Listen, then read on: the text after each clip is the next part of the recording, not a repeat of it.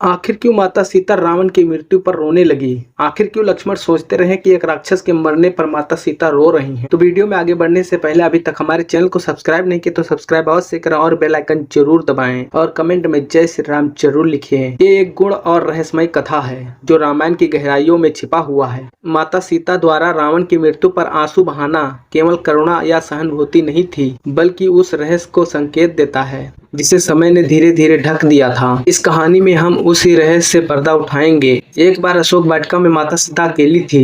रावण बार बार आकर उन्हें मनाने का प्रयास करता था, पर माता सीता राम के प्रति अडिग और निष्ठावान थी। रावण हर बार अपमानित होकर लौट जाता था, पर फिर भी हार न मानता।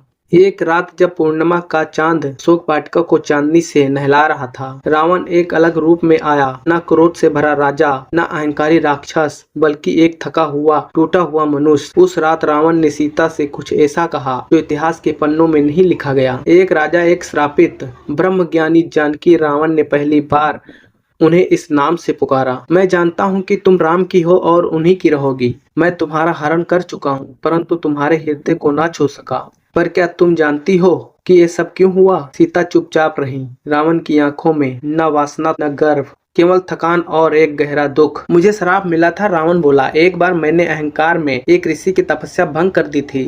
उस ऋषि ने कहा, तू चाहे जितना ज्ञानी हो, एक दिन एक स्त्री के कारण तेरा पतन होगा। सीता, तुम मेरी मृत्यु का द्वार बनोगी। ये मैं बहुत पहले जान चुका था। रावण ने बताया कि मैं ब्रह्मा का परम भक्त था, शास्त्रों का ज्ञाता था, संगीत का मर्मज्ञ, परंतु शक्ति की भूख ने मुझे अंधा कर दिया।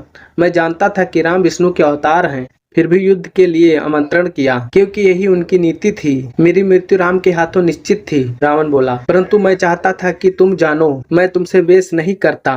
तुम मेरी अग्नि परीक्षा हो और राम मेरी मुक्ति। माता सीता स्तंभ थी। उन्होंने पहली बार रावण की आंखों में पश्चाताप देखा।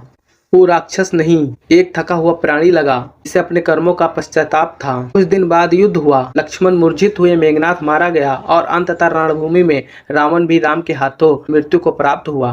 जब राम ने विभीषण से कहा कि रावण का अंतिम संस्कार विधि पूर्वक हो, तो सीता माता की आंखों से आंसू बह गए। लक्ष्मण ने चौंक कर पूछा, माते, आप उस राक्षस के लिए शोक क्यों मना रही जिसने आपको बंदी बनाया, जो आज भी हर स्त्री के हृदय में प्रतिध्वनित होता है? माता सीता ने कहा, रावण ने मुझे छुआ नहीं, क्योंकि वो जानता था मेरे स्पर्श से उसकी मृत्यु शीघ्रता हो जाएगी। वो पापी था, पर ब्रह्मज्ञानी भी। उसकी आत्मा को क्षमा नहीं, पर शांति चाहिए। मैं रो रही हूँ क्योंकि एक महान आत्मा ने अपने अहंकार में स्वयं को नष्ट कर लिया। जो ज्ञान उसका था, यदि वही विनम्रता से प्रकट होता, तो वो मर्यादा पुरुषोत्तम राम के सामने भी एक पवित्र आत्मा की भांति विदा होता। कुछ मान्यताओं में कहा गया है कि रावण की आत्मा ने पुनर्जन्म लिया। उस जन्म में वो आत्मज्ञान की पूर्णता को प्राप्त कर सका। सीता जानती थी कि राम और रावण दोनों ईश्वर की योजना के पात्र थे। एक स्त्री होने के नाते सीता जानती थी कि रावण केवल उसका अपहरण करने वाला नहीं है, बल्कि अपने कर्मों से जूझता हुआ एक जीव था, जो अपने अंत को जानकर भी नीति के मार्ग पर चला रहा था। माता सीता का रावण पर आंसू बहाना केवल करुणा नहीं था,